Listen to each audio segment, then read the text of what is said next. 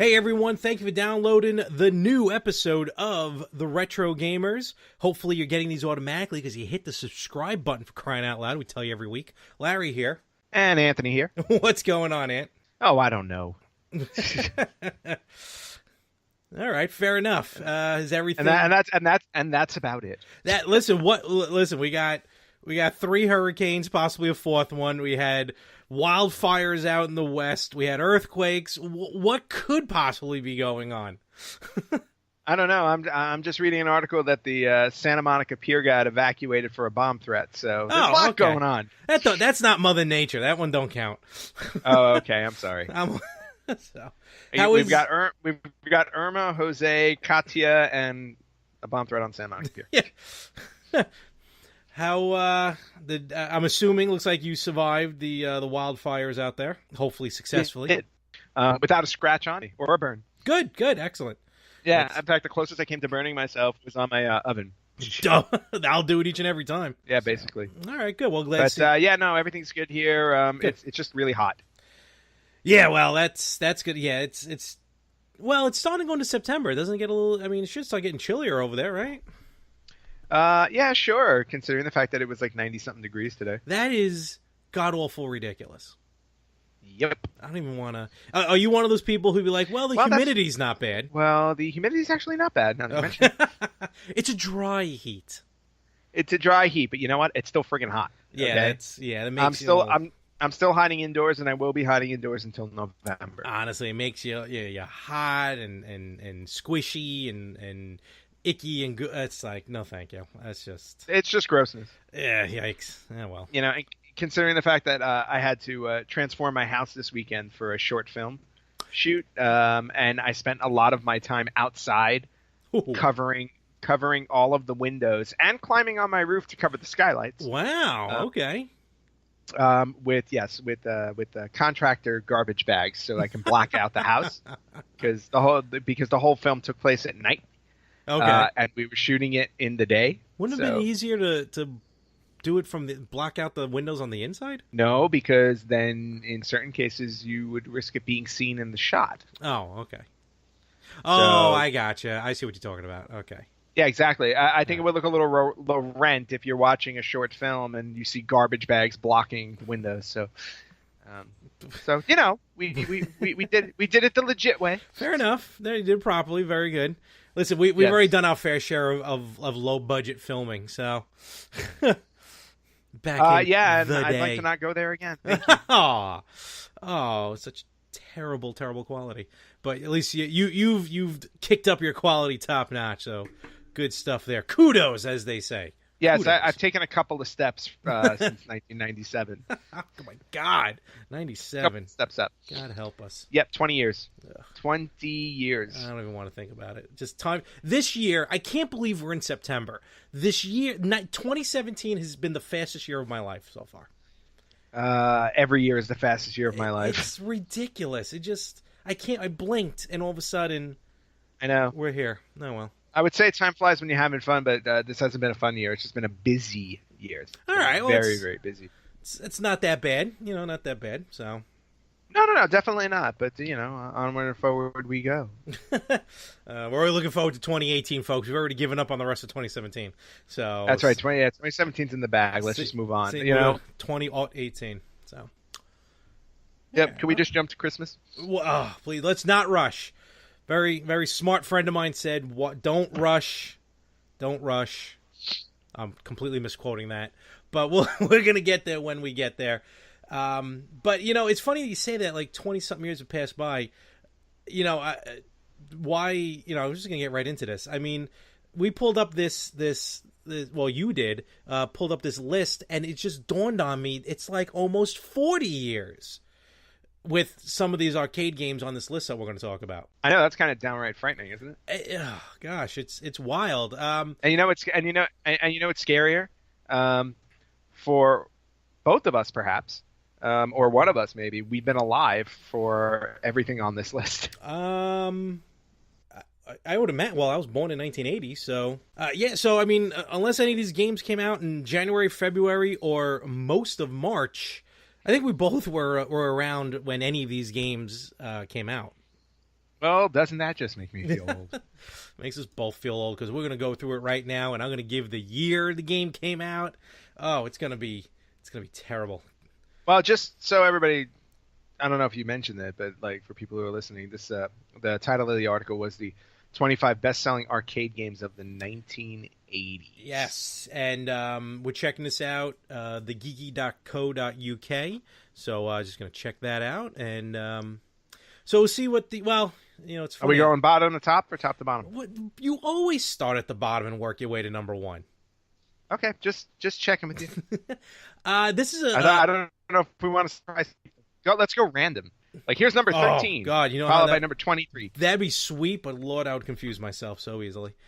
Sure. I'm wondering. Now, I'm just out of curiosity. I wonder if this is units sold in the UK or worldwide. Oh, that's a good question. You know what? Who cares? We're just going to run through this list anyway. So, well, we're gonna run. Yes. Well, you start running through it while I research that. I have a feeling it's going to be overall. I assume so too. From the looks of this, yeah, there can't be that many units of number one sold in just the UK, and we'll get into that in a little bit. So, all right. So let's start our way at the bottom. And here we go. So, number 25 on this list, and again, this really is kind of units sold, not maybe necessarily quality of the game, because sometimes the game may sell a lot of units, but then people realize how good or bad it is. But I don't think there's any duds on this list. Number 25, Millipede, which came out in 1982 and sold 9,990 units.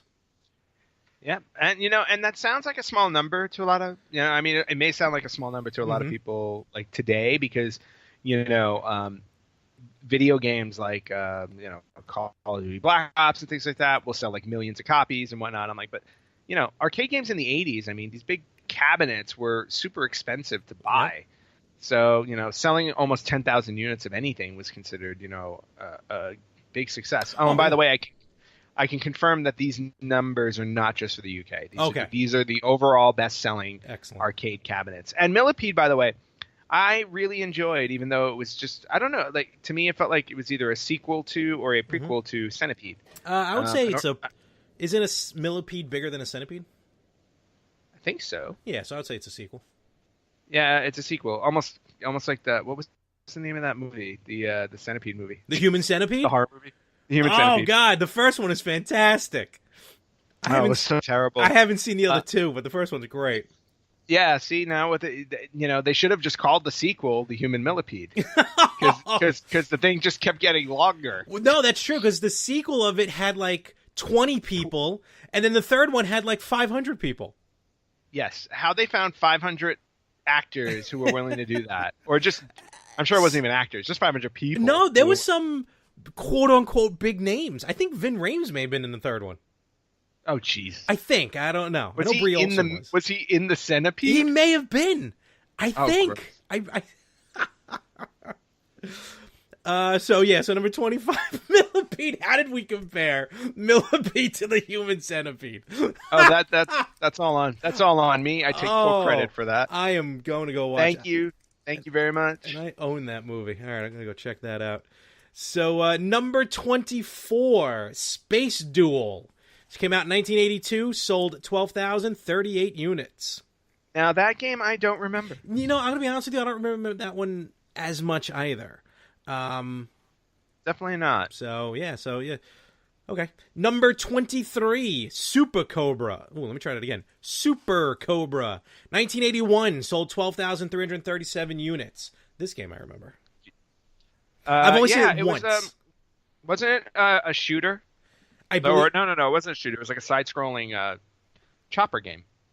Yes, not to be confused sometimes because when you see Super Cobra, you kind of for a split second went to Super C, but that game came out way later.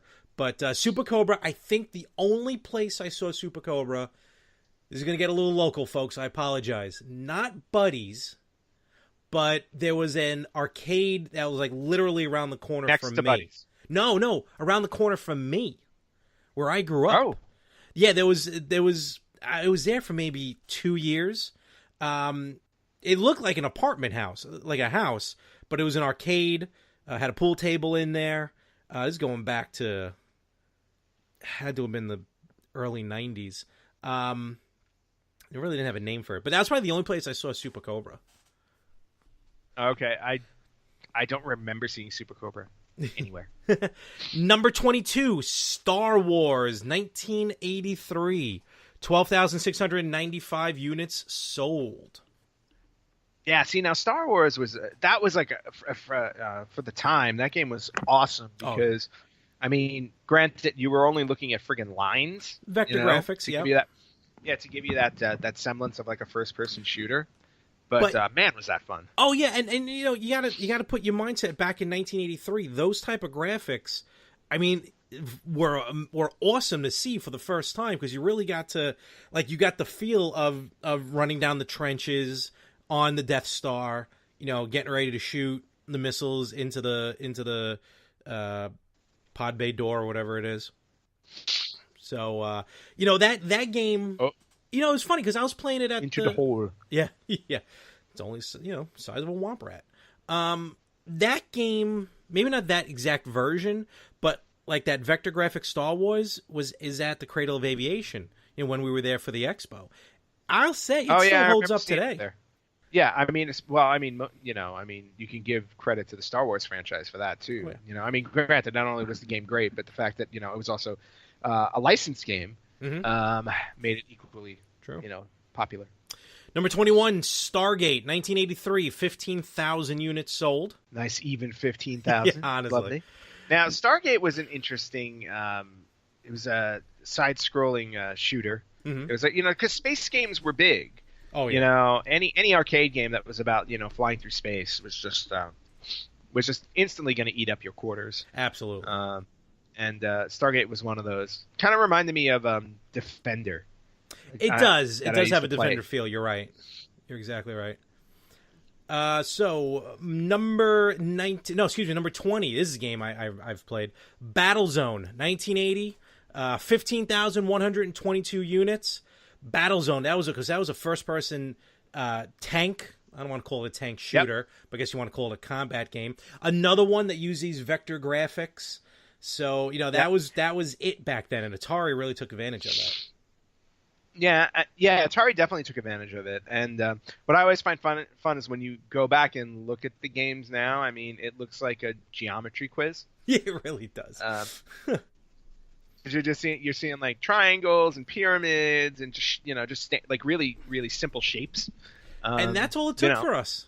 Well, yeah, that's all it took for us, and you know that. And the power of our imagination. And the cool thing about the other interesting thing about Battlezone, if you remember, it had a really that small screen that you looked into. Mm-hmm, mm-hmm. It was really small. It wasn't like, you know, because, you know, I mean, not that all the screens were huge, but, you know, a regular arcade cabinet had, you know, like a standard, like, you know, tube television kind of size thing. It made you feel like you were driving a tank. It had like a periscope feel to it. Yeah, exactly. Yeah. So. Kudos for trying to make it feel as realistic as possible. Oh, absolutely. Until you got to the geometry. Number 19, breaking out the old protractors. Number 19, Scramble, 1981, 15,136 units. Not sure. Scramble came out. It came out on a few compilations later on, especially Konami. Compilations because Konami. Oh yeah, that was another space shooter, right? A lot of space. A lot of this is going to be space because that's really what it was back in the 80s. It was all about space. I don't know why we had. You know, the sci-fi boom in the 70s again, thanks to Star Wars, made everybody want to be in space. And it is the final frontier. Oh, number 18, Berserk. We've talked about this one before. 1980, 15,780 units sold. Oh yeah, Berserk was awesome. I mean, I played that game on the Atari ad nauseum. Yep. Forget about the arcade. But I remember playing the arcade not too long ago. Wait, was it at the Cradle of Aviation? It may have been. If it wasn't, I remember bumping into it somewhere. It must have been there. But what I used to love about the one at in the arcade as opposed to the Atari 2600, the 2600 could not hold audio files, and there were actually some lines that were spoken in the arcade version. Oh, wow. We did a retro spotlight on this a long time ago. Early one, yeah. Yeah, it was an early retro spotlight, and I just remember playing that, and hearing the audio lines on the arcade, and it was awesome. But loved that game. Love that game. I was gonna say, as we go up in the list, admittedly, look, we they become more familiar. Oh, absolutely, yeah, because we may not know every game out there, but we're gonna know these as we start going up more and more. And this next one, is a doozy, and somehow I've never owned it on a home console. Number 17, really? Dragon's Lair, 1983, 16,000 units sold. I can't believe you've never owned it. Never even owned it on a DVD. Remember, it actually was a DVD game? Because there's really you just have to hit the button at the right time. So they didn't sell it, well, I mean, they did sell it on consoles, but you were able to buy just a straight-up DVD and put it in any DVD player and play the game. Same with Space Ace. Oh, yeah, that's right. And the third one. Was there a third one? Yeah, I can't remember that. Yeah, I feel like it was a sequel to one of them. But but I do remember for Dragon's Lair, I only owned one version of it, and I still own that one version. I just bought it again recently, and it was Sega CD. Yeah, no, I think that's... Which, by the way, Sega CD was notorious for games that just involved you pressing a button at the right time to continue. Oh, absolutely. Story moving forward. I had the one with the race car. What the hell was that called? Race? It was like an anime. Sega CD? Yeah, it'll come back to me later. I do not know. But anyway, Dragon's Lair got its start in the arcade.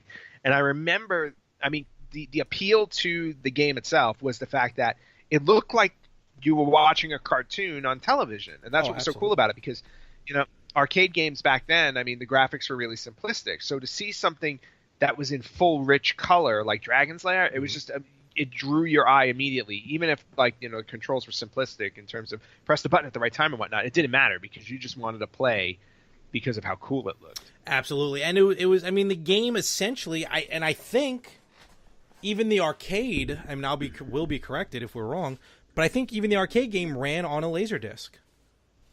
Oh, well, that would make sense. I think. I feel like it wasn't necessarily a board. Well, we'll have to do a retro spotlight on that one. Yeah, because I don't think they would have gotten really the graphics like that. But number 15. This is a game that I've gone on record saying I was not crazy about. Missile Command, 1980, 20,000 units sold. I skipped over one. I sure did. We'll get to that in a moment because we're talking about Missile Command right now. All right. Well, Missile Command was another one of those games where, again, this was a highlight of my Atari years, and more so because I remember having to fight my dad for the controller, because he loved Missile Command also. But I just, it was a very simple concept. It was like keep your city safe from like an alien invasion. Yeah. Great concept. Considering the graphics for the time, it was super fun. I remember in the arcade, if I remember correctly, it had the ball. It didn't have a joystick. It had the ball that you moved around. Yes. For the controller. Yeah. And that made it a little more complicated. Oh, absolutely. On the Atari, the joystick was a lot easier, but still, really awesome game. We're gonna backtrack a little bit. This is me jumping around. So, number 16. By mistake, of course. Of course, no, I make no mistakes. Number 16, Jungle Hunt. 1982, 18,000 units sold. Jungle Hunt, excuse me. Pretty much, if you will, a kind of like a Tarzan ripoff, if you will. So it gets close. It's borderline Tarzan, but it was a fun one. I think I've only played that game maybe once. I forgot where I saw it a long time ago. Oh, I played that game like a million times. Oh, have you? I wouldn't have called it a Tarzan ripoff because you weren't. You were trying to save the girl from the. But like you swing vine to vine. That's what it kind of meant by that. Yeah. You swing vine to vine. You avoid the crocodiles in the moat, and then you have to avoid.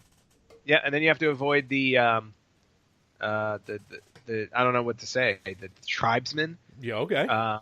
By he would jump on the screen and you would have to walk underneath him at the right time just so you can save the girl. Yeah, I played that game a lot, and then Really? there was the swimming board. Was it a swimming board too? I believe there was a swimming board too, where you killed the crocodiles.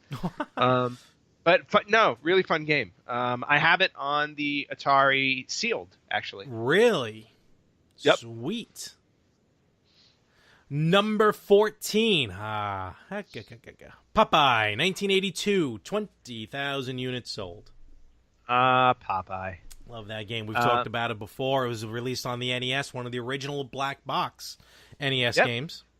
And and what's funny is that Popeye game actually turned out to be a really fun game. Oh, absolutely. A very successful game. Yep. But that game almost almost didn't exist because Popeye was originally supposed to be the Donkey Kong game. Yeah, which is wild when you think about it. And we've talked about it before. It's still, it still kind of blows my mind that Donkey Kong was supposed to be Popeye. Yeah, exactly. And still, even though it wound up, not happening, Popeye still wound up with a pretty kick-ass game. Oh, absolutely. Number 13, one of our buddy Frank's favorite, my co-host there on The Better Half, Outrun, 1986, 20,000 units sold. I'm actually amazed that this game is that old. I when I look at it and I'm like, I thought it was newer than that.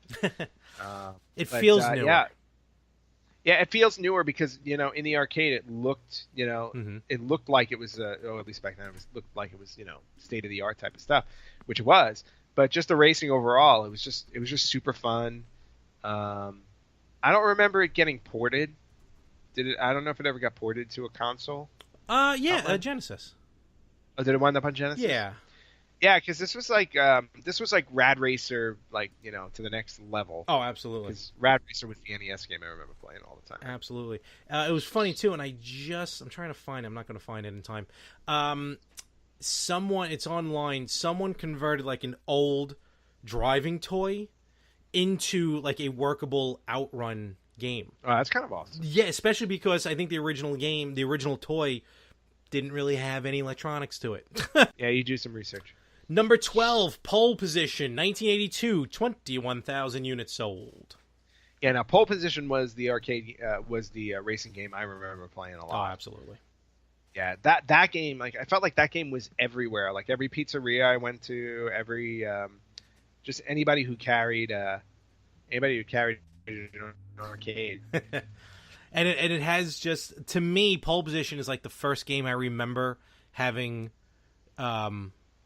like voice in it, like having like speech, and it was just that grainy, prepare to qualify, like that very, very grainy voice to it, which I find funny every time I hear it. Yeah, so. But now the question is, did you always qualify? Yes, most of the time. Okay, just checking. I never had a problem qualifying. It was just a race after that. Yeah, no, the race is a hump. Number 11, the sadistic Dig Dug, 1982, 22,228 units sold. What was sadistic about Dig Dug? You shoved a hose into the enemy and fill him up with air until he explodes. Yeah, but they're enemies. They deserve it. Dropping the rock is more humane. What's wrong with that? You could drop the rock on them, or you can make them fall. There are a lot of other options, but come on. There's nothing more fun than like inflating your enemies until they burst. Number 10, this one kind of shocks me because I feel like this is the sequel as opposed to the original one. Asteroids Deluxe, 1981, 22,399 hardware units sold. I feel like that should be just the old school Asteroids. I'm kind of wondering if that is the old school Asteroids combined with that. Because I think what just makes it deluxe is there was a printed background. Well, no, actually, you know what? Now that I think about it, I think the original Asteroids came out in the 70s, so it wouldn't be on that's this. true. That's true. You're right. Good call. So, the fact that... Yeah, especially because it says... please also note that the list is strictly restricted to games released in the 80s, thus excluding bestsellers such as Asteroids. There you go. So that solves that problem. Exactly. So, but the fact that, it shows you that Asteroids was so popular that when they came out with the deluxe game, I mean, it made the top list also, even though it was just adding some graphics to the background. The physics, it still drives me crazy how in 1979 they were able to get the physics of that game down to where it was. I mean, that game is truly for every action, there's an equal and opposite reaction. Yeah, and that's what made that game such a hump, and Absolutely. it was one of the toughest games I ever played, and one of the most fun games I ever played. Number 9, Robotron 2084. 1982, 23,000 units sold. That game was fun. Yeah, that game was hard, but it was fun. Remember Robotron 64? I was just going to say, that game was fun, but... What? The one that came out on the N64? Yeah, I was going to say, they came out with one on the N64 eventually. They sure did. Man, I remember... That game used to frustrate me too much. Like, I remember I didn't play it that much because it drove me crazy. Oh, yeah. No, it's nutty. Number 8. Here's a classic. Q*bert, 1982, 25,000 units sold. All right. I want to go on record and say that I believe Q*bert was the first video game character to ever curse in his game. Sure did. I don't blame him. He has a foul mouth on him, and he should. Stupid exactly. snake. I mean, if I was getting hit by a coil snake or one of those ugly ball things, or that green goblin, or that green thing, I'd be pissed off too. Working off vector graphics, and this one probably did it almost the best. Tempest, 1981, 29,000 units sold. I think you're absolutely correct. I think it did do it the best. Tempest was just that 3D look to it. Not even it's more of a depth 3D, not popping out at you. And just having to go around the board, which wasn't necessarily a circle or a square. The difficulty factor, I should say, on that game was just exponential as the boards went on. Yeah, I mean, ridiculously complicated game, but at the same time, I mean, it was like you wanted to be up for the challenge to play this game because it was just so. I mean, it's hard, Yeah, because of that forced perspective, that 3D perspective. It was it was just a treat. Oh, absolutely. Number 7, Donkey Kong Jr., one of my favorites, 1982, 30,000 units. And as you said, his last video game appearance was Super Mario Kart. Yeah, we talked about that during Retro Spotlight because unfortunately, Donkey Kong Jr. was replaced by Diddy Kong after Donkey Kong Country came out. So, poor sad Donkey Kong Jr. has nowhere to go. I'd like to think he's hanging out with Stanley and Pauline in that trailer park. Stanley. Oh, my. We're going to talk about it so much the day he comes back out in a game. We're going to be so happy. I want him to come out in, like, Super Smash Brothers with his friggin' atomizer, and he just, like, shoots. Right in the face. Him and Dig Dug. Number 6, Mr. Do, 1982, 30,000 units. Now, Mr. Do, I don't remember playing. I remember playing it in the arcade, but I remember it more because I played it at my uncle's house when I was a kid because he had the Atari 7800. Okay. And he had Mr. Do, and that was the only game. Mr. Do and Dig Dug were the only two games I played at his house. And they almost play the same, sort of. As far as the way the level is, how you move around the board. Yeah, but with Mr. Do, you were able to shoot the enemies. You didn't have to inflate them. True. No, absolutely. And then you went around and you collected fruit and stuff. So, but just that kind of digging through the level, and dropping stuff on the enemies. Yes, well, dropping stuff on them is always fun. Number 5, Centipede, 1981, 55,988 units. Now there's an interesting difference, right? If you look at this, Millipede, which came in at number 25, sold just under 10,000. So people came before it. I think the year before it, right? We're talking right, 81, 45,000 more units. Yeah. Yep. Because Centipede defined, that type of game. It was just so cool, and so challenging too. Because after you would shoot the damn thing, and then it would leave. I always called them a mushroom, but it would leave a mushroom there so that the rest of the centipede would get down to you faster. Yeah. And then if you got to the last level, I heard the centipede was 500 pieces long. Really? That I never knew. Yeah. No, actually. It just dawned on me. Yeah. Got you. Number 4, Defender, 1981, 60,000 units. Yeah, so Defender was another cool shooting game. And I remember like I remember the weird thing about this game because when you shot the laser, like it had like a, I don't know, it had like a trail to it when you shot it. It did. Yep. And it had a very prolonged sound when you shot it. It did. Yeah. Yeah, it was like it was almost like you heard it struggling to shoot itself across the screen. Getting past the screen. But, I mean, 60,000 units is no joke. I mean, that's pretty solid. Now, check this out. The jump between number 4 and number 3. So, number 4, Defender, 60,000 units. Number 3, my personal favorite game of all time, Ms. Pac-Man, 1981, 125,000 units sold. I had no idea that was your favorite game. I thought your favorite game was Mario's Tennis on the Virtual Boy. That's one of my favorite console games, which I played for all of 30 seconds recently. Oh, yeah. Oh, that's right. Yeah. I'm sorry.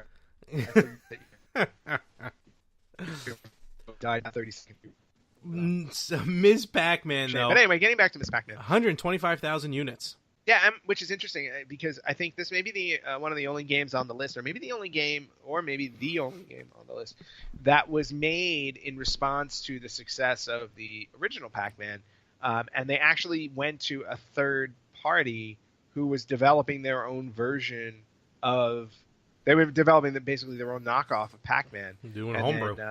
Yeah, basically. And then the company swooped in and, just like basically bought it from them so they could make this Pac-Man. Also, probably more with cutscenes. What was that about the cutscenes? I said it's probably one of the games ever. That's true, to have a cutscene, yeah. Number 2, Donkey Kong, 1981, 132,000 units. Exactly. So Donkey Kong. What else can we say about Donkey Kong at this point? I mean, it's like one of the de facto games that, like, it just defined what it meant to play a cool video game. Absolutely. Yeah, there's just no way around. And and again, like we talked about it with Popeye before, like to imagine this being a Popeye game would, I mean, I can't, because talk about changing history. Like, if this game was based on Popeye, how big would Popeye the character be in our country or our world today? That's true, right? Because Donkey Kong was created just for this game, and he's become synonymous around the world. So, I mean, and with all the spin-offs that shame on the owners. Yeah, right. Shame on the owners of Popeye. They missed out on that. Not that Popeye isn't world renowned, but just think about how much bigger he could have been. Oh. Instead, we got a giant monkey that we all love. There you go. And then we got our plumber. Well, Jumpman. He may or may not be a plumber anymore. So. Yeah, I read that. That's not true. They're lying. And number 1, the number 1 selling arcade in the 1980s. Kind of goes without saying, but I'm going to say it anyway. Pac-Man, 1980, 400,000 units sold. We said it with Donkey Kong. I'm going to say it with Pac-Man. What could you say about Pac-Man that has not been said yet?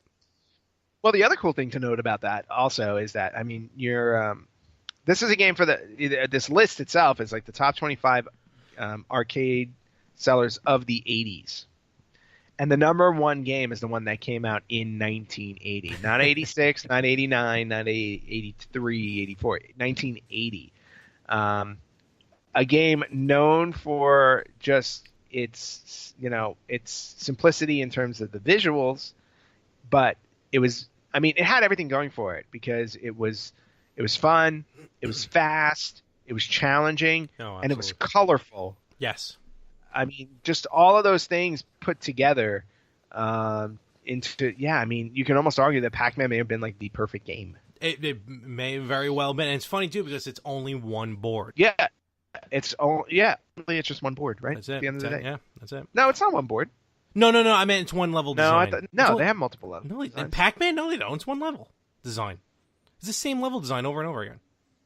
No, I could have sworn there were other levels when you got to a certain thing. That's Ms. Pac-Man. When you get to like the pear? No, it's the same level. Or the pretzel? Nope. No. I must be thinking of Ms. Pac-Man. I'm so confused. I play more. I play Miss Pac-Man more than I Oh, do me regular. too. Me too. I can't. Yeah, I just. So, but still, I mean, just that. Yeah, I mean, Pac-Man just again. I mean, like I said, possibly the perfect game. That's, you know what, I will agree with you on that. And with that, that was, the 25 best-selling arcade games of the 1980s. Let us know what you think. What are some of your favorite arcade games of the 80s? Check us out, facebook.com/retrogamerspodcast. Post right on the page. Let us hear from you. And we'll see if we agree with you or not. We probably will, though. I won't. Figures. All right. And you mentioned earlier you did some filming over the weekend, huh? I did. I filmed a short horror movie in my home. On the cheap. Very nice. Yep, definitely on the cheap. I only got paid, so much for owning my place out. But yeah, no, I mean, it was really, really cool. Had a great time. It was a 2-day shoot. And I thought everything looked really cool. There was at one point there was a fog machine going in my kitchen. Yep. In my kitchen leading to the back, to outside in my backyard. And here's something you may not know, but apparently the fog from a fog machine can cause your smoke alarm to go off. Really? Yes. Oops. Yep. So as the fog was enveloping my kitchen, my smoke alarm went nuts. So I had to unhook the smoke alarm so we could finish shooting. Oh, I sure hope you hooked it back up. Yeah, but overall it was a fun shoot. It was an exhausting shoot. And now comes the fun. Actually, the part that I enjoy more. As much as I do like being on set and watching something getting filmed, but I have more fun in post-production when I get to do the editing. Okay. Because then you actually get to, you get to sit down and, put all the pieces together to make the best possible, film. Okay. And Cool. I'm really hoping that by the time it's done, I get to scare the crap out of a bunch of people. We'll hope so. We're getting to that time of scary movies. It just came out and is rocking the box office. Let me ask you this. And an excellent movie.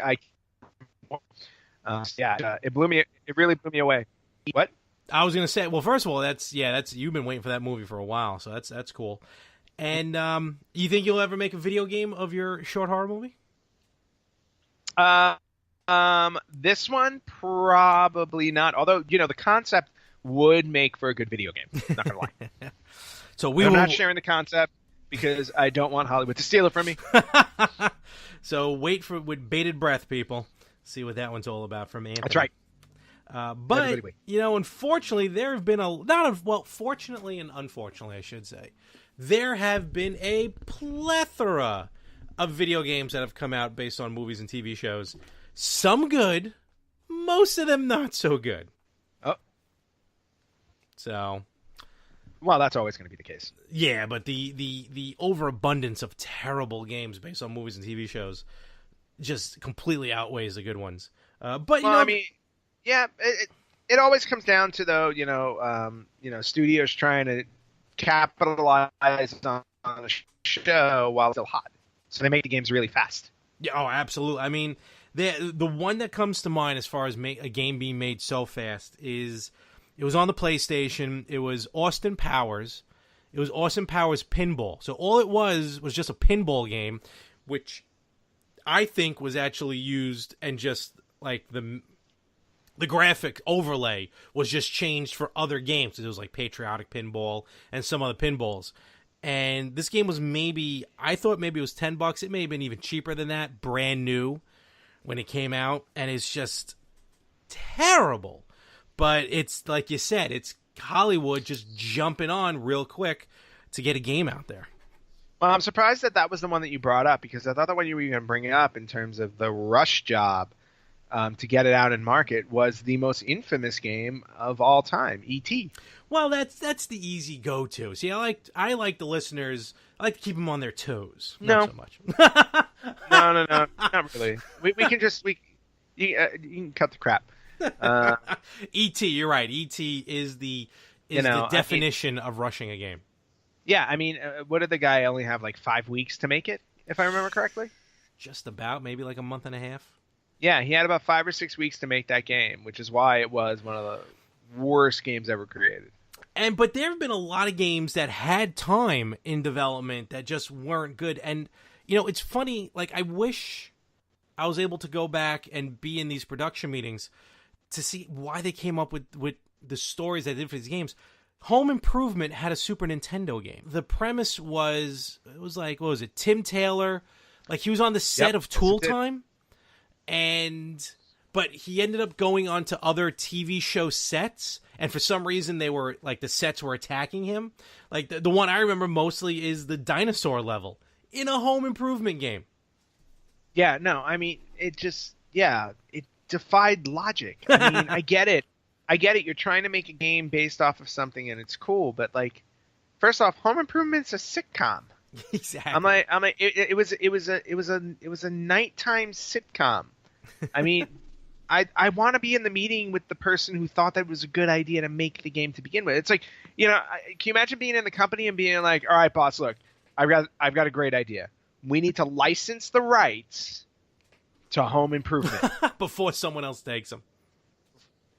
Yeah, I mean, it just makes absolutely no sense. And this one, there was one that just popped out because I'm flipping through like lists and stuff like that, just to kind of jog my memory. And it was on the PlayStation 2. Okay. Based off of an action movie, so like right there, you know at least has a chance to be decent. Okay. But Charlie's Angels, the video game. Oofa. Yeah, that was a tough one. That one was awful. Like the camera. Oh, it's PS2, yeah. Yeah, PS2, GameCube. I mean, the camera system sucked. The graphics were bad. The controls wouldn't respond when you played it. I mean, it looked like an incomplete game. I mean, it's actually listed on lists of like as like one of the worst games ever made. I mean, just like I'm even looking at like review scores for it, like 1 out of 10, Oof. 2 out of 10, 1.9 out of 10. I mean, the highest it ranked is 4, and I want to know what IGN was smoking when they gave it a 4. They were being kind. What about? I mean, you want to talk about a game that looks? That was a game I remember. Like, you want to talk about a game that looks incomplete? What about that first South Park game on N64? The one with the snowball, the snowball fight? Yeah, that one. Well, I don't know if it was necessarily incomplete as much as it... I'm saying it looked incomplete. It looked incomplete, but like they decided, I don't know why they decided that the best way to go with a South Park game, the first South Park game ever made, was basically a first-person shooter. I mean, I think they basically... I don't know if they just took the GoldenEye... system and just turned it into South Park. Completely watered it down, because GoldenEye is one of... You want to talk about one of the best licensed games based on a movie or a television show, you have to say GoldenEye on N64. I think you have to say Batman on NES. Batman on NES was fantastic. I mean, and unfortunately, that list is a very short list. Of what? The great absolute amazing licensed games. Now you can lump in like all together Disney was really good. Aladdin on Genesis. Aladdin and Lion King. Two of my favorite 16-bit games. Exactly. Those, I mean, Tarzan was really good as well. That was more on PlayStation really picked it up for Disney. I'll admit, Toy Story 2, Buzz Lightyear. Did I have a Bug's Life? I don't remember if I had a Bug's Life. But the Toy Story games were really awesome. I'm trying to think of other good ones. Like I remember, the Godfather game. It came out a little on Xbox. Yeah. Yeah, because that one kind of followed a little bit of like the Grand Theft Auto, if I remember correctly. Like, and that was after Grand Theft Auto 3 came out. That was really good. No, but it wasn't like that. It was more a story mode, right? Well, yeah. I mean, I think it was more like Hitman, maybe. Like it really wasn't much with the drive. I mean, I think you can drive in. But I thought it was a fun game.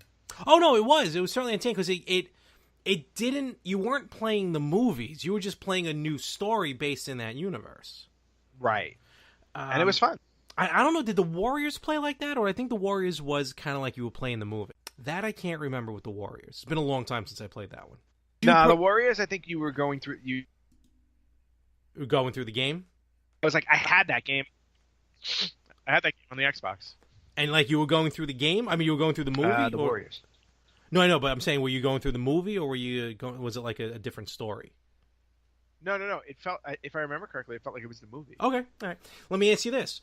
If, for a licensed video game like that, based on a movie or TV show, do you want to play the movie, or do you want to play kind of like a different story in that movie's universe? Oh, that's a good question. I think for me, and this is obviously just me. Yeah. IMO, actually, in my opinion. Yeah. I kind of like the idea of going through the movie. Now, granted, that means you already know the story. Mm-hmm. But to me, it just gives it makes me feel like I'm reliving something that I've enjoyed so much. You know what I mean? Like, I think a sequel to it is perfectly fine, even if there's no sequel to the film. Kind of like Goonies 2. Yeah, kind of like Goonies 2 on NES. But ideally, it would be nice to get the original Goonies game in the U.S. so we could play Goonies 2 and feel, like we've gotten both. But we did not. But yeah, like exactly. Like I remember playing through Goonies 2, and I had a blast playing through that. And even though it wasn't related to the movie at all, so I mean, but again, I mean, I would have loved to have gotten my hands on Goonies 1, which for the most part was related to the film. But yeah, I prefer it to be, the film first, and then go from there. Okay. What about you? I see. The reason why I go and see the movie is to see the movie. Almost to your point is why I'd rather play like a separate side story. I already know the movie. I already know what happens. So it'd be cool to get like either a side story or like a pseudo sequel or something along those lines. That's what I would prefer. Well, that's fair. You're wrong. And but then you got like Back to the Future. I mean, Back to the Future. That's a tough one because that's not even really, it's in the universe, but like, what part of the movie is Marty running through the streets with a bowling ball or running into plate glass windows or serving up soft drinks almost like root beer tapper? Well, I mean, at the end of the day, he has to, you have to give your character some obstacles. Now, granted, bees flying through the screen and whatnot, or hula hoop girls, not exactly the smartest things to put down as obstacles.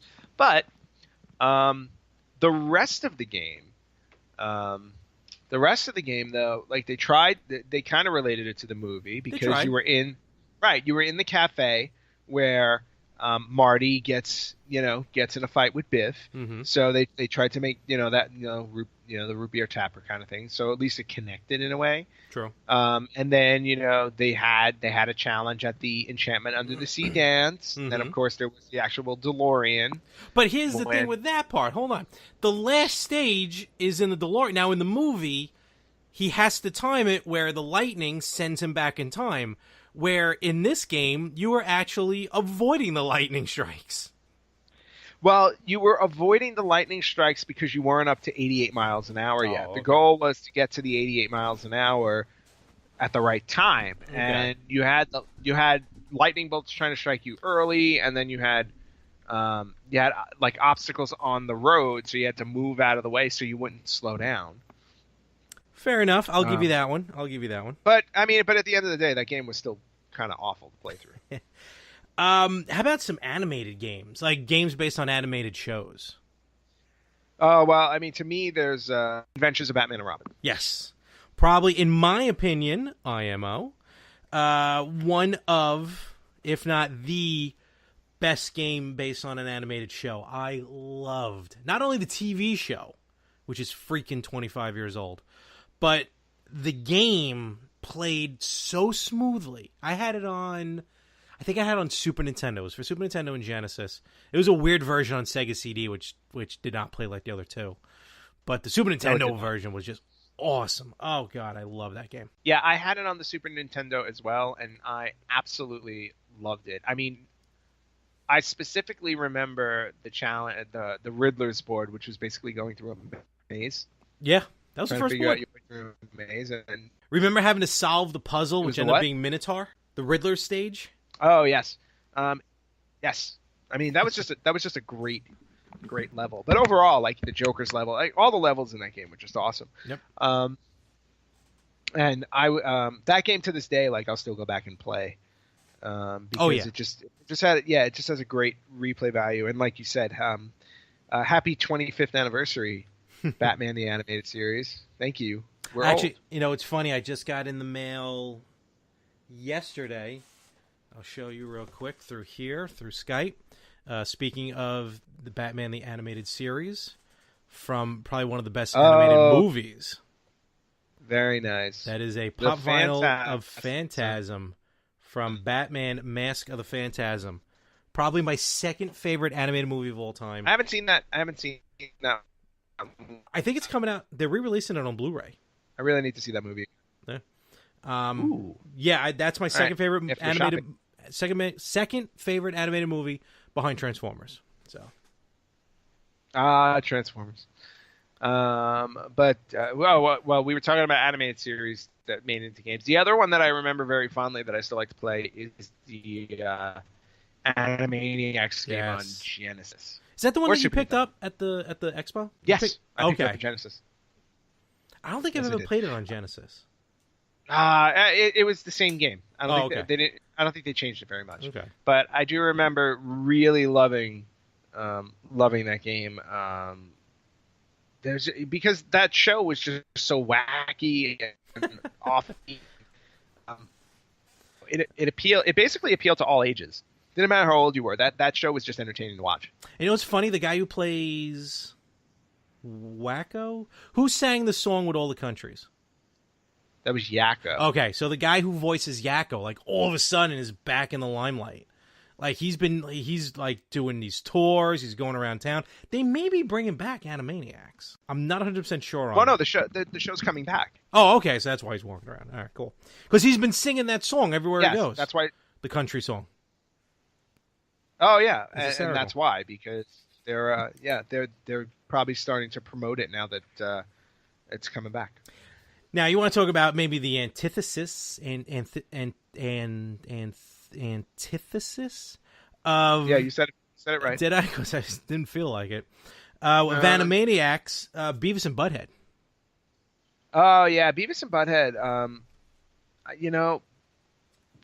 I remember playing the game, their game on and the PC game was. I remember specifically the PC game. Like, I remember you. Yeah, the PC game was very. Yeah, the PC game was like almost like a point and click adventure where you were walking the characters through things, and then they had challenges to make, like at the burger place where they go to, where they worked, and I remember hawking loogies off the top of the school at the principal who was down. So I remember playing all the way through that game, and then like at the end, I remember like they tried hooking up with a prostitute. Like it was just Yep. It's very Beavis and Butthead. Hence the name, man. And I don't know why, but like game was just fun.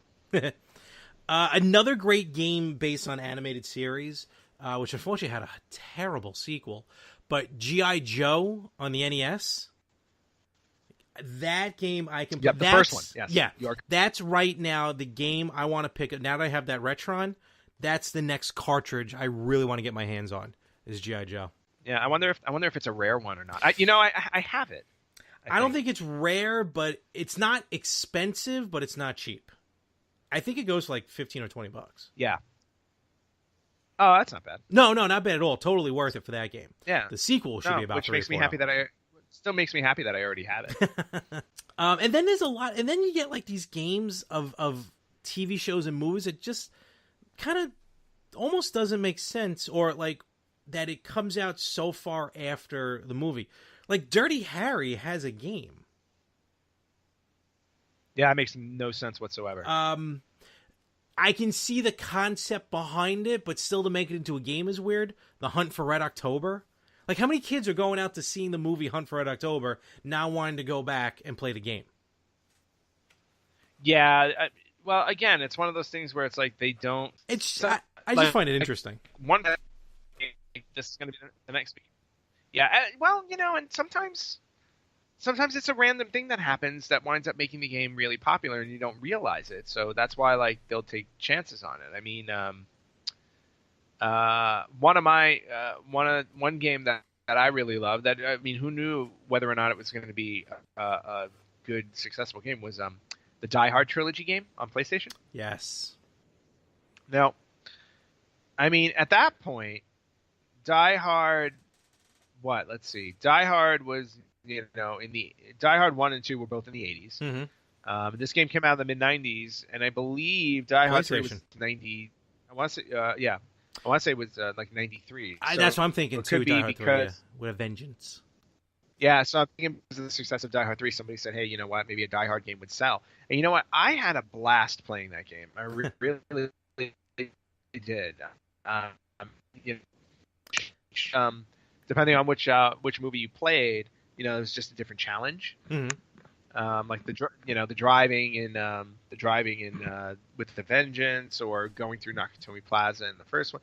I mean, it was just really fun. Were you all too familiar with the Nakatomi Plaza level? Was I also familiar with what? The Nakatomi Plaza level. Oh, well, no, I wasn't, because I wasn't working here then. Oh, okay. now I know. Now I know it inside and out. Now that I've worked at Nakatomi Plaza. Yeah, another television show that had a fun game on the Super Nintendo and a not so fun game on the Sega, which is Mighty Morphin Power Rangers. Oh, yes, we've talked about it before. Power Rangers on Super Nintendo, fantastic. And you're right, the Sega CD version was what we mentioned earlier. That kind of hit the button at the right time. Yeah, I mean, the Sega CD one was all you were doing was watching 5 episodes of the show, and you just had to press things at the right time in order to basically finish watching the episode. Pretty much. And then finally, I think one to kind of start to wrap. I mean, there's so many different games to talk about, and we're just talking, like, this is like really reminiscing. I mean, if you want to talk about, we've talked about it in the past. Buffy the Vampire Slayer game was phenomenal on Xbox, both games. X-Men Arcade, just a great game. The Home Alone series we'll probably talk about come Christmas time. But the game I feel like we should really kind of end this one on is, how can I feel like it's a game based on a tremendous movie series, but just the game didn't do itself justice. Jaws. Oh, Jaws. I mean, there's so much potential of a Jaws game, but then again, when you start to play, because I just played it recently, when you start to play Jaws on NES, I'm talking about on the original Nintendo, I don't know, it's just something like, it's a terrible game, but we've all played it for hours on end. And I have, my cousin's husband claims... Back then when you're... I'm sorry. Yeah. What, go ahead. No, I was just saying, Finish. and I want to call him out on this, my cousin's husband claims that he's beaten Jaws at like the very beginning of the game. It's possible. It is. Look, it's possible, but to try and beat Jaws as a level 1 without the screen changing on you, I'm calling this guy out. I don't know. I mean, is he using a turbo controller? I don't think he is. Then he must have terrible carpal tunnel in his hand. But yeah, Jaws is one of the, and I'll tell you why. I mean, the whole reason why is like when you got these games as a kid to play them, because that's what your parents bought you. And it's not like there was a Funko Land to return them to, not at the time. Yeah, make some of that money back. The game, you played it. That's why most of us played Jaws. Yep, and not only was Jaws a bad game. I mean, it was also based off of the worst Jaws movie in the franchise. That's true. Yeah, I keep forgetting about that part. Terrible. Yeah, Jaws 4, terrible movie. And then but not only that, fast forward 20 years later, and on the PS2, you got Jaws Unleashed. Yes, which I'm still waiting for a friend of ours to give me money for. Yes, if I remember correctly, he owes you some money. Huh? He sure does. $20, pal. It's the greatest hits version. Somehow that game was a greatest hits on the PS2. How was that a greatest hits? I don't know, but it was in the red box. That makes no sense to me whatsoever. So, so again, we can keep going on and on. You know, I know some of you at home listening, you probably got some great television, games based on TVs, games based on movies. Post it up on the Facebook page. Post it up on the Instagram page at @the_retro gamers. Hit us up on our website, theretrogamers.com.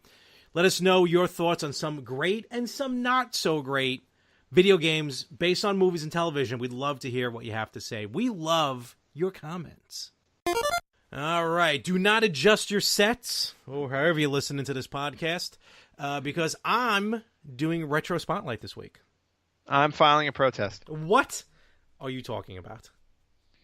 Oh, God. Larry, I mean, Retro Spotlight's mine. Like I own it.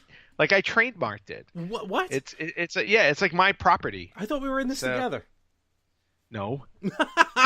No, we're definitely not in this together. I mean, if you listen, this is just unfair, and I'm calling shenanigans. So what's mine is mine, and what's yours is mine too. Yeah, exactly. Thank you, Repo Man. And see, even that's mine.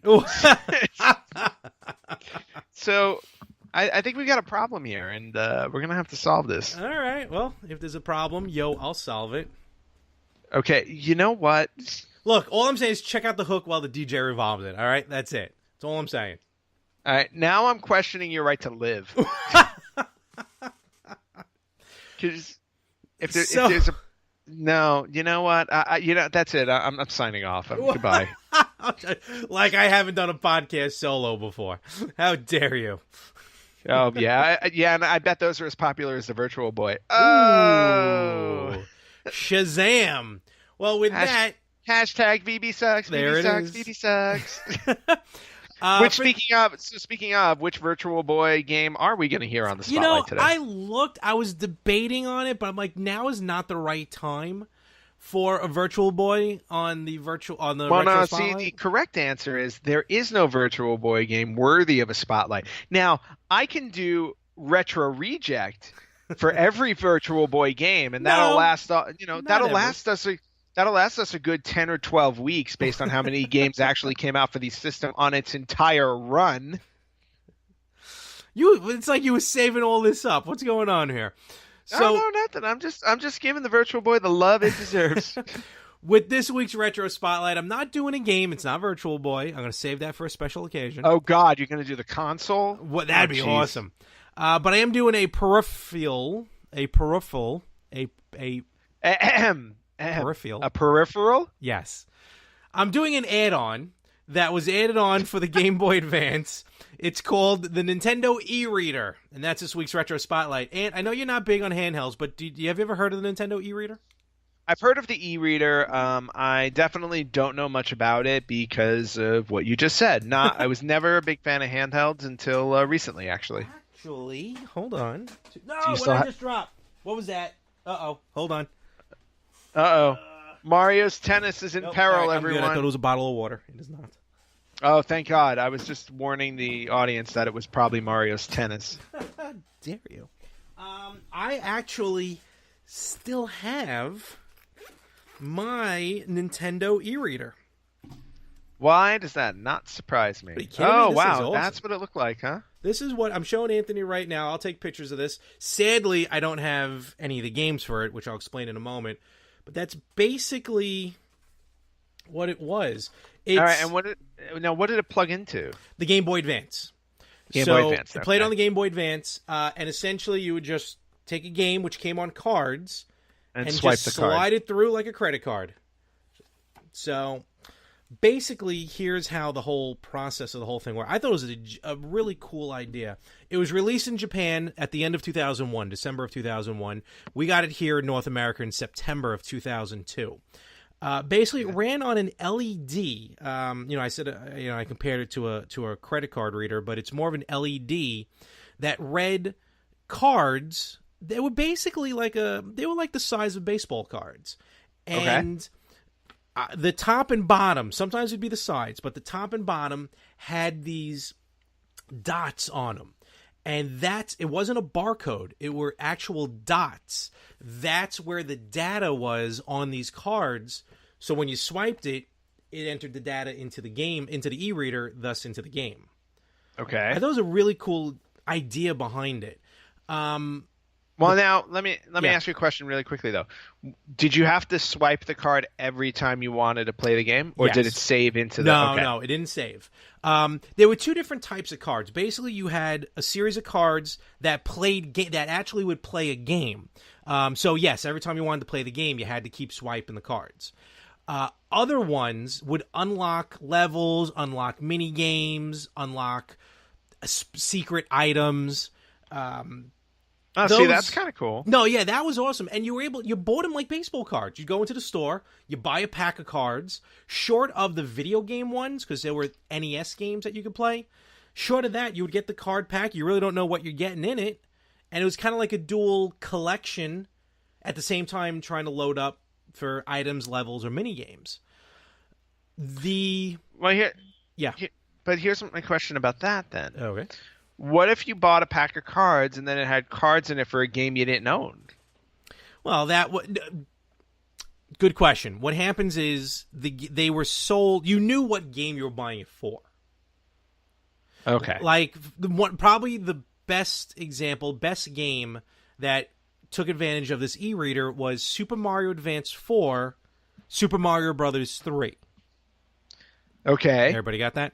So basically, it was a port of Super Mario Advance 4, Super Mario Brothers 3. Exactly. It was a port of Super Mario Brothers 3 onto the Game Boy Advance. So why did they call it Super Mario Advance 4 then? Because why didn't they just call it Super Mario Brothers 3? Because it had like souped up graphics a little bit, almost looked like the Super Mario All Stars version. Okay. And they just called it Super Mario Advance 4. I don't know why.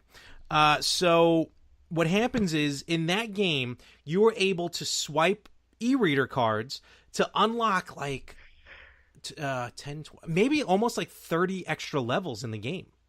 Well, see, now that's kind of cool. And what's awesome now, if you want to play those levels, if you download on the Wii U, I know it's a little bit of a touchy subject for you, but if you download, you can download. About my Wii U's getting repaired by Nintendo as we speak. You're actually doing that. Okay. Oh yeah, no, I sent it back. You can download on the Wii U Virtual Console Super Mario Advance 4, Super Mario Bros. 3, and it comes already unlocked. Those special levels are already unlocked, obviously, because you can't use the e-reader anyway. Oh, well, at least that's cool. Now everybody can play the extra levels, and you wasted money on the cards. Well, I did buy the game anyway. And what's cool is like the first 4 levels are like the first 4 levels of Super Mario Bros. 1, but played on Super Mario Bros. 3. Like with the Super Mario Bros. 3, like the raccoon suit and stuff like that. See, now that's kind of cool. Yeah, it's pretty sweet. It's only like $10 on the Wii U, I think. Very nice. Well, when I get my Wii U back, maybe I'll try it. Here's the issue, though, when going back when you originally had the e-reader. There's an issue. You kind of needed 2 Game Boy Advances. Because why? Because here's what happens. The unit is so big, it goes straight in the e-reader, plugs right into the game port of the system, but there's no pass-through to put the game into the e-reader. So what happened is you had to get the 2-player wires, the game link cable. Mm-hmm. That's how you would link the e-reader to the game. So thank God I may have had 2 Game Boy Advances, actually. Of course you would. So you would plug in the e-reader into one Game Boy Advance, you'd run the wire into the other Game Boy Advance that had Super Mario Bros. 3 in it, then you go to the certain area in the game, and then when you start swiping these dot codes, then it would transfer over. So the difficulty level of having to own 2 systems back then, that's what made it a little inconvenient for unlocking stuff in a game. Well, that's just obnoxious. But if you had the Game Boy Player on the GameCube, then it worked like a charm. So in typical Nintendo fashion, because we know our Nintendo Love Fest these days is kind of at a very we're going through a rocky road with them. A little bit. So basically they practically forced you to buy 2 Game Boy Advances and the e-reader, and then the cards to run through the e-reader so that you can get the extra stuff on the game. And I had all of it. That is diabolically clever on Nintendo's part and absolutely evil at the same time. What I thought was also pretty cool Perfectly is evil. the data, like for the unlocking the levels, unlocking the special items and stuff like that. You know how nowadays you buy downloadable content, DLC, but the Yep. content's already on the disc. It's not like Yes. you're actually you're just unlocking it, Yep. which is ridiculous. Here, all the data was on the card. So the game wasn't pre-programmed with the levels. It actually, the data was read and incorporated into the game. So it's not like you just magically unlock it. Well, that's kind of cool. Yeah, I that mean, makes it actually, worth it. Yeah, as opposed to, being lame and putting it on there, but not giving the purchasers access. Exactly. So the type of cards, like I mentioned, there were NES games, which we'll go over in a moment. Levels and power-ups for Super Mario Bros. 3. Animal Crossing, some items and designs for Animal Crossing you're able to scan into the game. And I'm talking the GameCube version. Yep. Pokemon Ruby and Sapphire saw some new trainers and battles. I don't have this game, unfortunately, anymore. There was a version of Mario Party on the e-reader that was completely separate from the cartridge game. Oh, wow. Yeah, it came with an actual board. It came with, I guess, one die. And it came with 64 cards to play a full game of Mario Party, but to play a full physical game of Mario Party. Wow, that's interesting. I'm surprised Nintendo would go that way. It was pretty cool. And what you would do is when you got to a mini game, that's when you swipe the card to get the mini game loaded into the Game Boy, and then you would play from there. But in an instance like that, how I don't know how many people play. Like Mario Party was 4 players. Yeah, right? I think you got to play up to 4 players on it, if I remember correctly. So you got to link up 4. No. What I'm saying is you had 64 cards that came in this game. A physical board that you unfold, that you play on. And then you would roll the die and you move. When you had to play a mini game, everyone would huddle around the Game Boy, or you would pass the Game Boy around. Oh, I see. Yeah. That just sounds complicated. It's almost like the old what was that VHS game that you had? Oh, Nightmare. Yeah, it was kind of like that, where you had a physical board, but then you had like a multimedia aspect to it. I love that game. That game was awesome. I just had a conversation about that game not too long ago, actually. Actually, just a few days ago. Loved it. Maybe we'll talk about that during October. What else can you tell me about the e-reader, Larry, Mr. Retro Spotlight this week? Also, there was some Game & Watch games.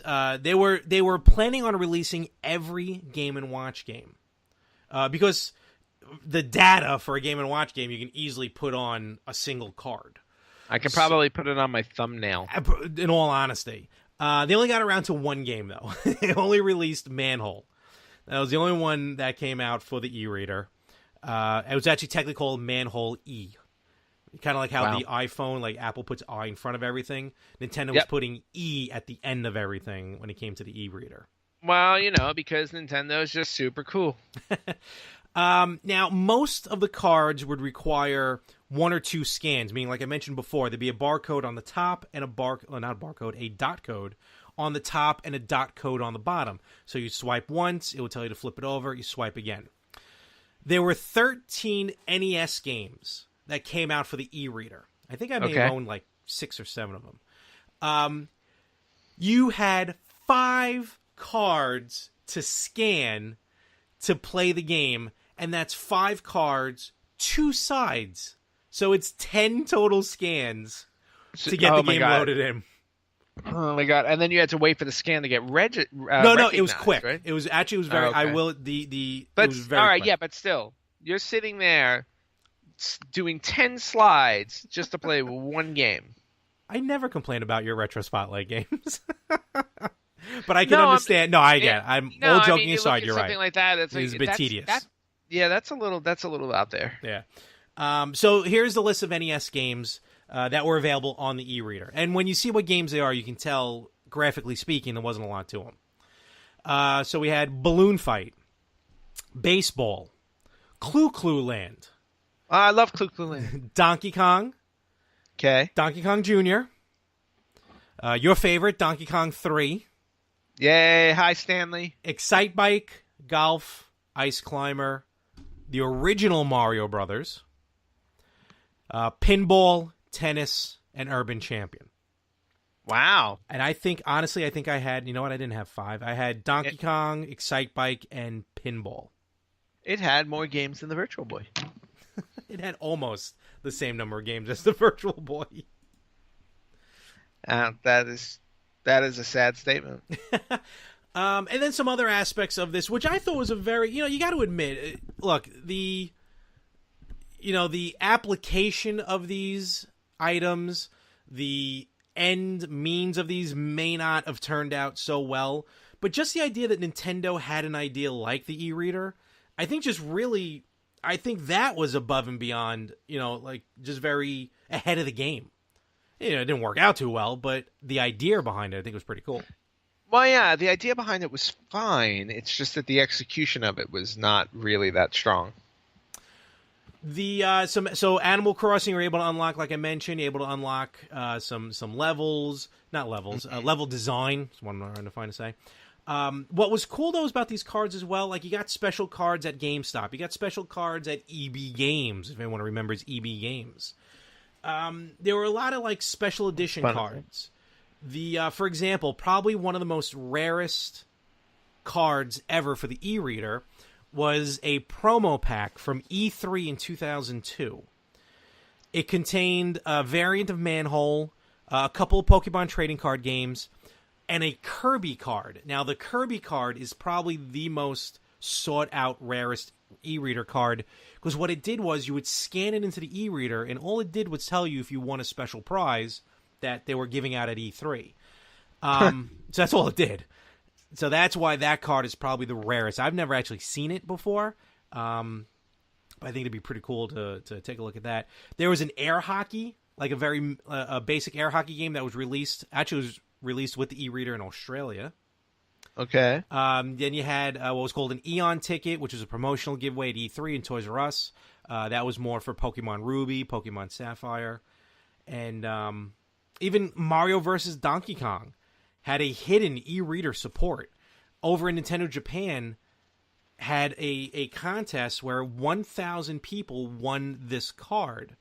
But what's weird is, even though there's a space for 12 levels, there were only 5 cards released. And this is another one that's considered one of the rarest of the e-cards. Mm-hmm.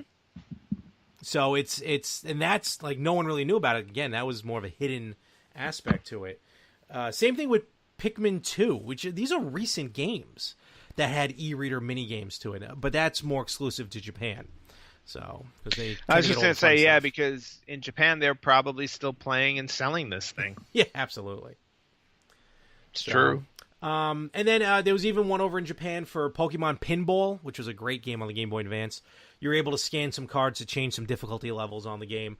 So between detailed high-end stuff like actual physical games versus just, tweaking a difficulty level in certain games, this e-reader really did it all. And I really wish I still had my cards, to be honest with you. Well, the problem with having cards for games is that cards are a lot more fragile. Oh, they sure were. Trust me when I tell you. Yep. So therein lies the problem from day one. They had some. I mean, they were built sturdy. Don't get me wrong. I mean, they held up to a bunch of swipes. But yeah, no. If you screwed it up, you got it wet or something like that, forget about it. It's going to be literally game over. Yeah, you were screwed. Screwed worse than a little kid who bought a Virtual Boy. Aw, poor kid. As I put away my Game Boy e-reader. Aw. So, but check it out. It's a very cool add-on to the Game Boy Advance. And if you can find it somewhere, it's just cool. It's a nice collectible. And something really out of the ordinary right here on the Retro Spotlight. Yay. And this week in gaming! What do we got, bro? Well, as always, thank you, Josh, for that wonderful rendition of our intro for This Week in Gaming. Good Lord. Forever entangled in now with the Retro Gamers. That is right. That's it. he definitely earned his way in just by that sound, those sounds. There was definitely a sound in there that took down all the walls. We should start making up like a Retro Gamers auxiliary. He's going to be part of that. Frankie's a part of it. Yeah, they can fight over who's president of the auxiliary. But the president has to determine what kind of weird hats they have to wear. Oh dear.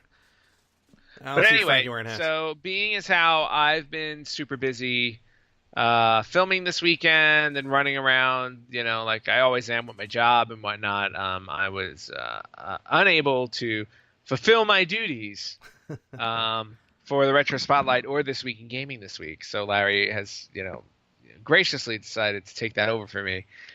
His Retro Spotlight was a disaster. What? But no, it wasn't a disaster. Okay, it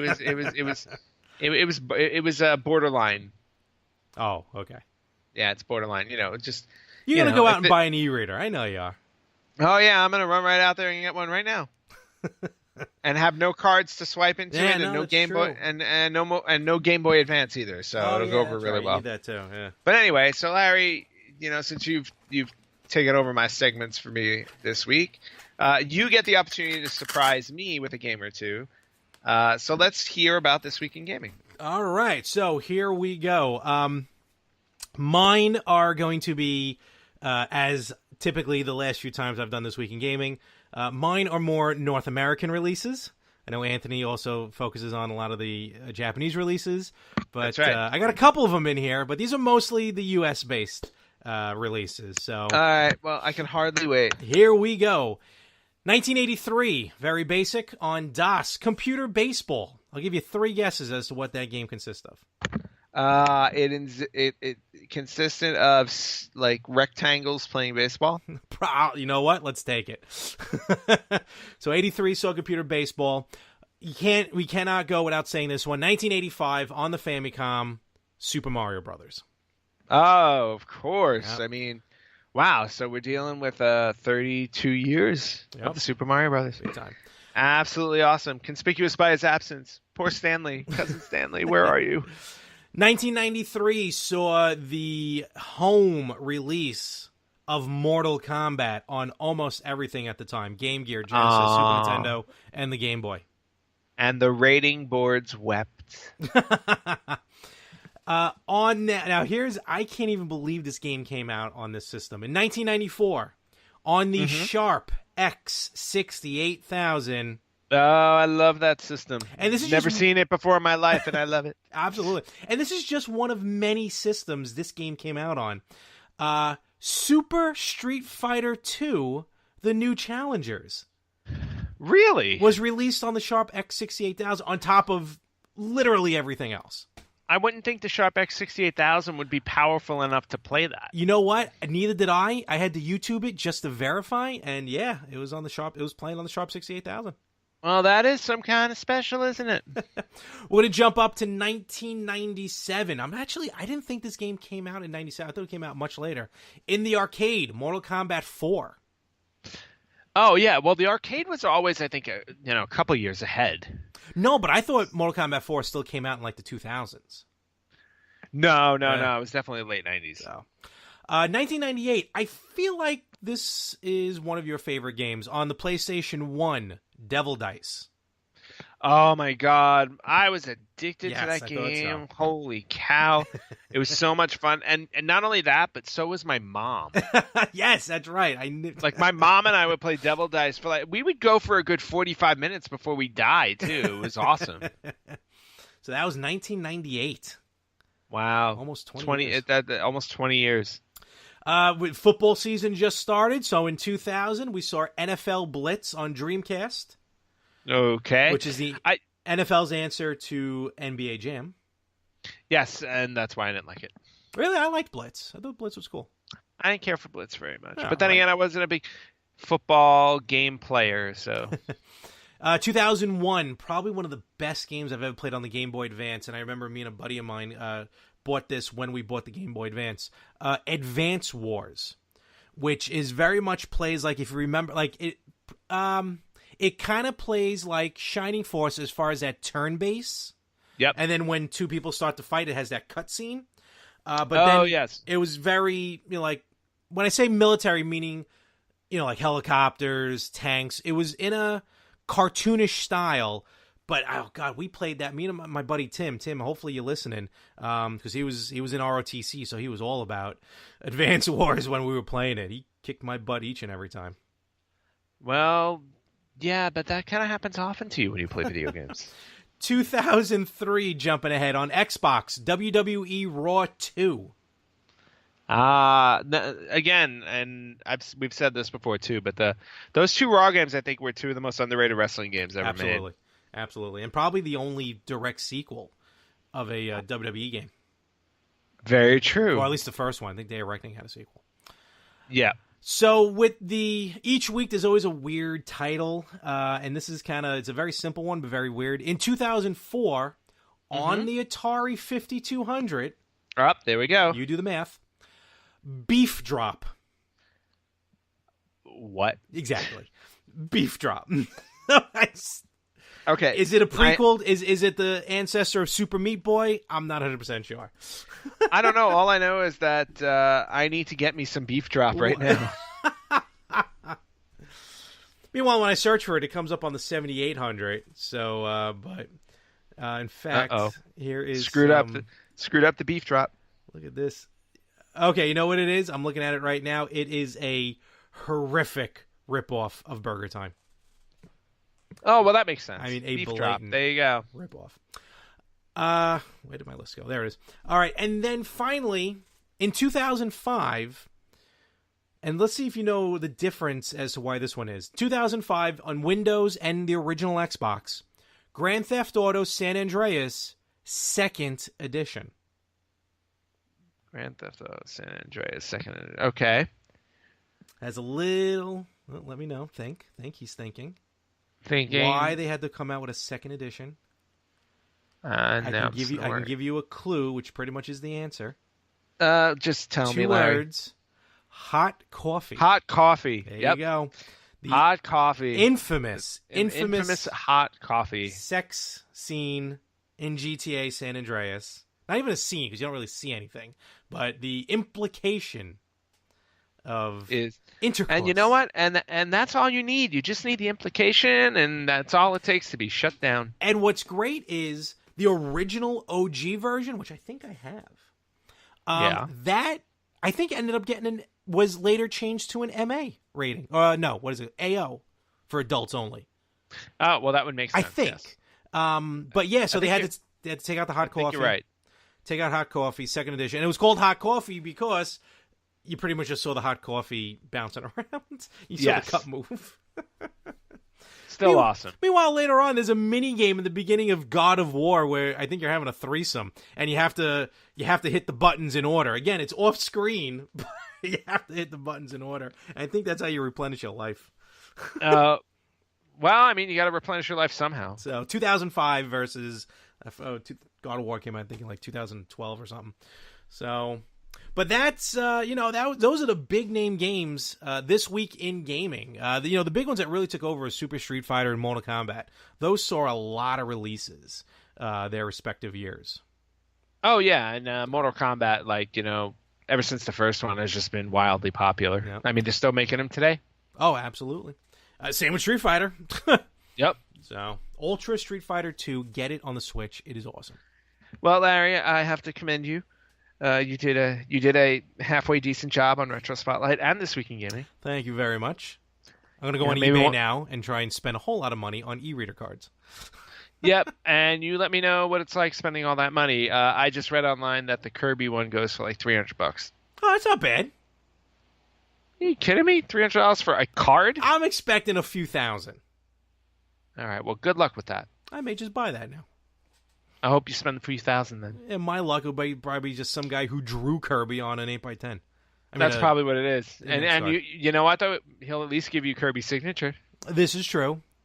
So, can't ask for more than that. Unless I get a Jack Kirby autograph. Then that's even better. That's a totally different Kirby. So there we are this week with the Retro Gamers. It's been a heck of a week. I mean, I know, trust me, there's been a lot going on. Natural disasters, earthquakes, fires, 9/11 memorials. So it's been a very solemn weekend. So hopefully after everything that happened this weekend, we're able to take your mind a little bit off of everything, make you laugh a little bit, make you cringe a little bit. what we're trying to talk about. I definitely cringed. And, kind of get back to life. And goes without saying, Texas, Louisiana, Florida, out by you, Ant. And oh, yeah, always out by me. Everywhere else, definitely we're thinking about you. Be safe, be careful. And thank you for still downloading the Retro Gamers. Ant, you got anything happening? No, everything that I had happened this weekend. So I am looking forward to doing as little as possible this week except work. That sounds tremendous. As I work wait, and sleep. Work and sleep. As the day that this drops, Apple will be announcing the new iPhones. So I guess $300 for a Kirby card is going to be a drop in the bucket compared to the new iPhones. That's very true, but people are going to pay for it. Yeah, I will. So yes, you will. I will not. With that, though, check us out everywhere. Facebook.com/RetroGamersPodcast, TheRetroGamers.com, Instagram @the_RetroGamers. Yep. And September is Superhero September. So Wednesdays, we're broadcasting live streams, us, Victims and Villains, PS Midnight Cast. Last Wednesday, I played Batman on the NES. So go check that out on the Facebook page. Who's up next? Are you? No. Josh is up next this week. Okay. He's as usual. He's quiet. He doesn't let us know really what he's going to be playing. No, he likes to surprise us. So we'll all find out on Wednesday. And then Ant, you got it the week after, and then Brandon from PS Midnight Cast will wrap it up at the end of the month. I got the week after, so I'm looking forward to that. So definitely check it out. Remember, subscribe everywhere: iTunes, Spreaker, iHeartRadio, YouTube. You can find us everywhere on those. Hit like, give us a 5-star rating. It only takes a couple of minutes. By giving us that rating, you really get us out there with the masses. We're almost at 500, followers, 500 likes on Facebook page, which for two people originally from Brooklyn who just decided to start a podcast, trust me, big time numbers for us. It's pretty good. Yeah. And please like us because, for every person who likes us, one more virtual boy in the world dies. Oh my God. You like us. You really like us. Poor virtual boy. I need to find him. Now I'm sad. Well, you go be sad. I'm going to go to sleep. And with that, folks, we'll catch you next week right here on the Retro Gamers.